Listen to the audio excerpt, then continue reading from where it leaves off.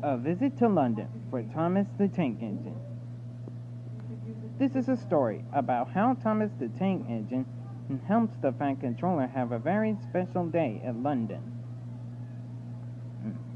Thomas the Tank Engine and Henry, Gordon, and Edward were all shiny and polished. Their drivers wanted them to look their best. The Fat Controller was going to choose one of them to do a very special job. The Fat Controller inspected each engine. Finally, he announced, "Thomas, I choose you to take me and Lady Hat to London to meet the Queen.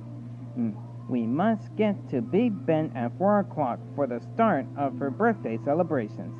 None of the engines were sure who Big Ben was, but Thomas shivered with excitement. He would be meeting the Queen and going to London, the biggest city in the land. The next morning, Thomas was coupled up to Annie, who carried the Fat Controller and Lady Hat. They chugged off to Brendam Docks, where Cranky was waiting to put them on the ferry to the mainland. "That ferry is late again," said Cranky crossly. "You'll have to hurry if you want to arrive in London on time." On the mainland, Thomas puffed through the countryside and passed a big train going the other way. "Beep, beep," called Thomas. "Whee!" the train whistled back. Must it be late? Must it be late?" puffed Thomas. "It's already 2 o'clock.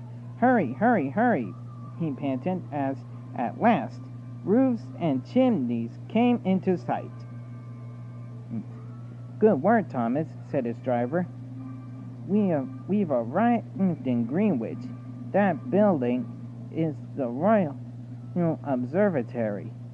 They have a telescope there that can see all the way to the stars." "Can it reach as far as Sodor?" Thomas asked. "Much further," laughed his driver. At the River Thames, Thomas was told that they would be finishing the journey by boat. Thomas saw a big sailing ship. "Is that the boat?" Thomas wondered. "No," said his driver, smiling. That is a very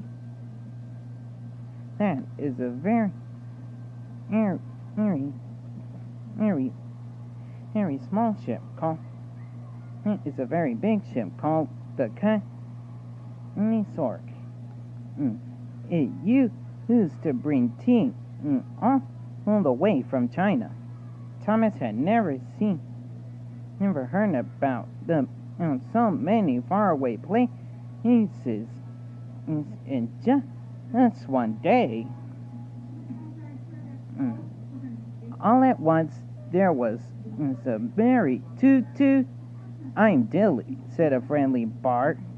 "I'll take you into London and show you some sightseeing along the way." "It's 3 o'clock," Thomas said nervously. "We mustn't be late for the Queen and Big Ben." "I'll have you there quicker than you can say a Piccadilly Circus," Dilly promised. With Thomas and Annie safely aboard, Dilly set off. A big bridge loomed up in front of them, and to Thomas's amazement,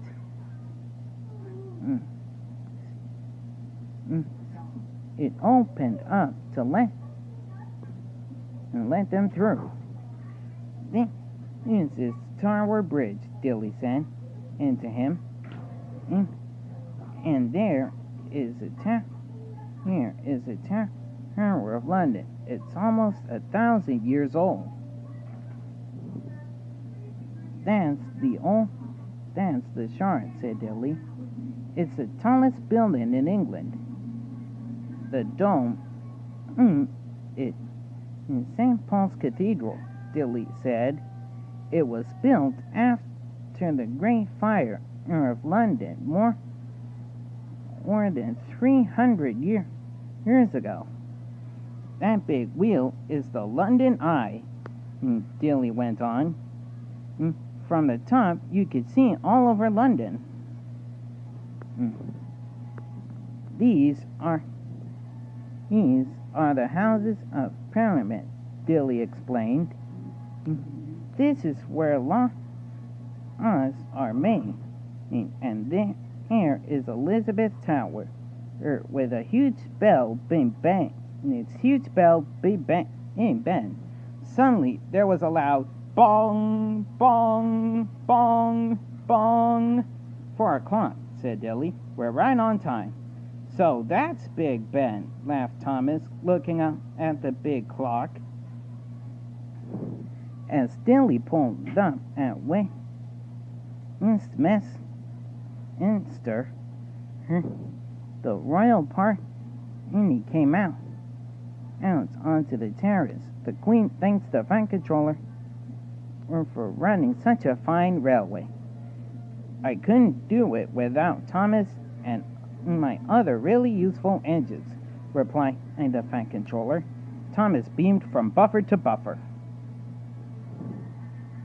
That evening, as Thomas, Annie, and Dilly rested in famous, brilliant fireworks lit up the sky. Crack! Echo! Whoosh! Boom! Thomas couldn't wait to tell his friends on Seoul about Big Ben and meeting the Queen and everything he'd see in the biggest city in the land.